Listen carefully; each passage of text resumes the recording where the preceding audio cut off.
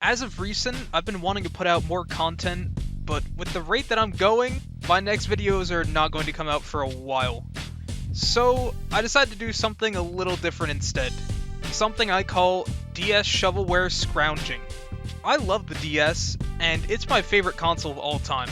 Most of my early gaming experiences came from this little device, and even to this day, I still spend a lot of time playing DS games.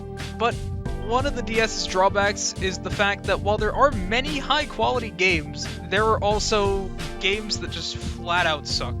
With the barrier to entry for making a game being so low, plenty of companies tried their hand at making DS games, but these games weren't bangers like Pokemon Black and White 2 or New Super Mario Bros. They were just bad games. The Wii was similarly plagued with shovelware, but I'd argue the DS was almost worse to an extent. Sure, it felt bad to spend more money on a game and get Anubis 2, but some of these DS games have even less content than their Wii counterparts.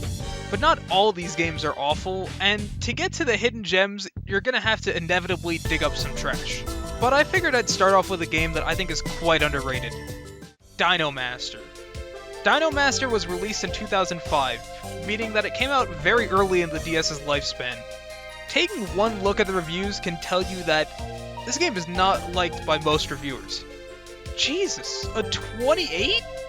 This game seems awful just from taking a few glances of it online. But I think it's worth it to be a bit more open-minded about games instead of just taking reviews as fact. At the same time though, I don't think I've ever seen reviews this brutal. I mean, just look at this one from Nintendo Gamer. Ugly and stupid. They did not hold back at all. But these review scores conflict pretty heavily with what I remember from my childhood. I know nostalgia can be a pretty powerful thing, but I don't remember the game being this bad, and I played some terrible games as a kid. So, let's give this thing a fair shot and see how it does.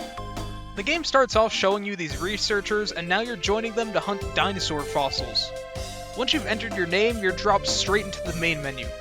Let's start off with the fossil hunt, since it's the only thing we can actually do at this point. There are 6 destinations, each with their own unique dinosaurs and enemies. After picking one, we finally get to see what I consider to be the main gameplay. If you played Land.io on Discord or a game like Kix, you'll be pretty familiar with this gameplay. Basically, you have to draw shapes using your explorer to uncover part of the land. However, you have to time this carefully, since if an enemy touches your trail as you draw the shape, it sends a projectile and will kill your explorer. Once you lose all your lives, it's game over, but if you're good enough, you won't be losing too often. There are other ways you can be killed too, though, such as when the bee uses its sting attack or when the worm uses its meteor attack. I don't know why a worm can summon meteors, but in a world where we can revive dinosaurs, I guess it probably makes sense. While the gameplay doesn't seem all that interesting, there is one last thing that makes it a bit more interesting.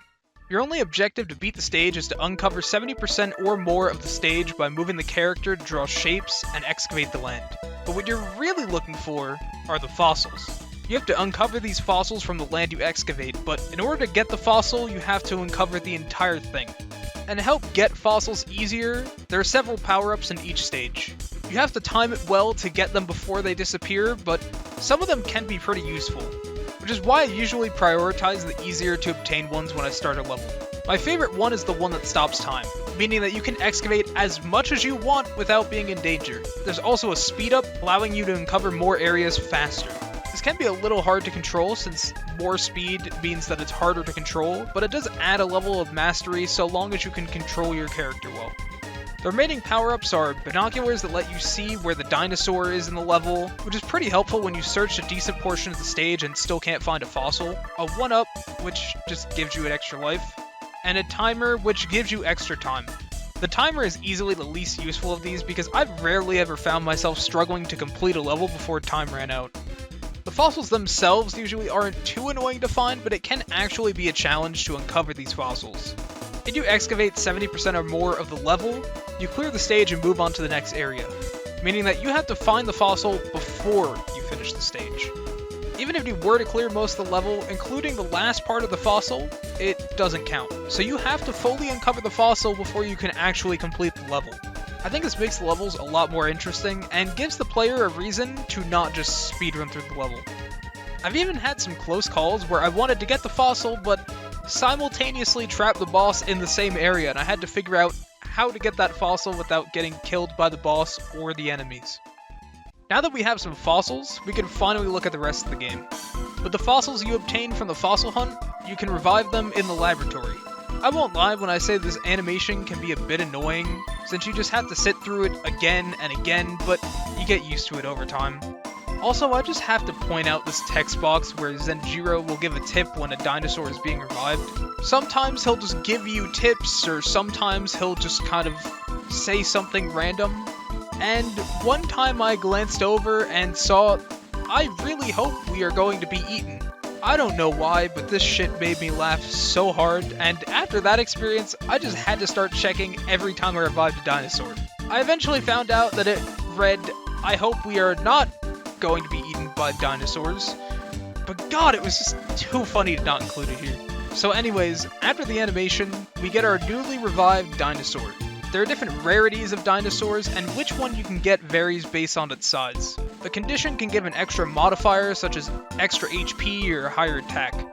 And I think that ties in pretty nicely to the final part of Dino Master's gameplay loop, battling. The combat in this game leaves a lot to be desired, if I can be honest.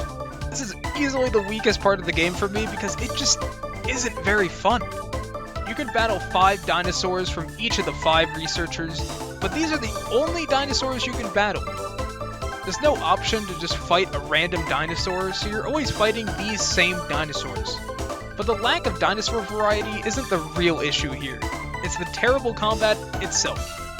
So basically you can use these techniques you find during hunts and give them to dinosaurs, and then they can use them during battle. These will usually be more powerful offensive or defensive skills, but there's a massive catch, and that's that you have to deal with annoying levels of randomness to use them or to win.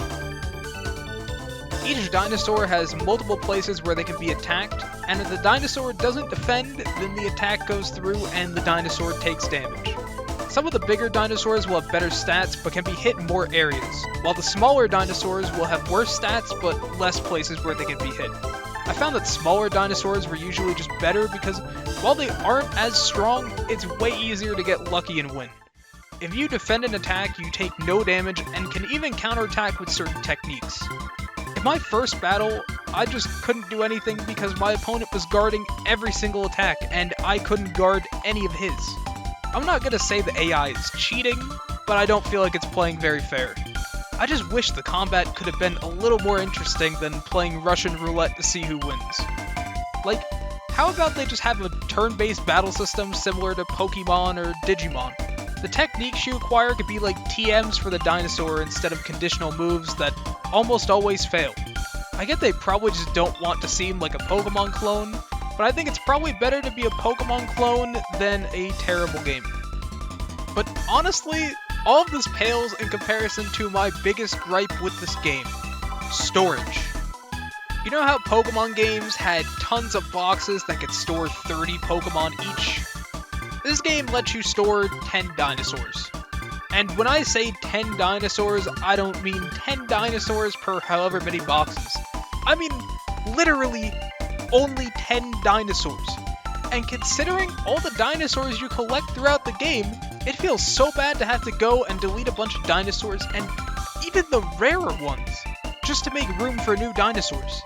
If your storage is full, you can't even revive any new dinosaurs until you make room. It is so frustrating that they couldn't have just given you a little more storage, and it is the single worst thing about this game in my opinion. The only other critique I will give is the controls, mainly because I think this shouldn't have been just a touchscreen controlled game. It would have been nice for some D-pad controls because admittedly it can be annoying sometimes to use the touchscreen.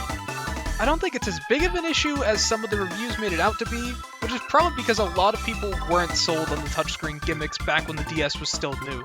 But I definitely think this game could have used some extra controls so that you could play with the touchscreen or with the buttons. If I had to sum up Dino Master, I'd say that while this certainly isn't a great game, I do still enjoy it. It's a game I even have on my phone so I can play it when I have nothing else to do. it can honestly be kind of addicting to just dig out more fossils and see all the dinosaurs you collected. I've spent more hours than I'd like to admit playing this game just because I enjoy the fossil hunt so much. It works well as a game you can just pick up and play whenever you feel like it, and that's exactly why I appreciate it. And I mean, it's pretty cheap, so why not pick it up if you're looking for something to occasionally pick up and play for a while? If this game had more to do apart from the fossil hunt, I'd definitely be able to recommend it more. It does have a multiplayer battle option where you and another person can fight, but I didn't even bother to try it out because, I mean, we know how bad the combat is. Do we really need to subject one other person to this shit? And you feel like the fossil hunt gameplay is for you, it's absolutely worth picking up for the low prices it goes for. But if you're looking for something more focused on a single player or a story, this ain't it, chief. And yeah, that's pretty much all I can say about Dino Master. Planning on making more of these DS Shovelware Scrounging videos since it's not going to take as much time to make as the other videos I've been working on. But I still have bigger videos in the works, so if you're waiting on those, they'll be coming out in the near future. Thanks for watching, and I hope to see you in the next video.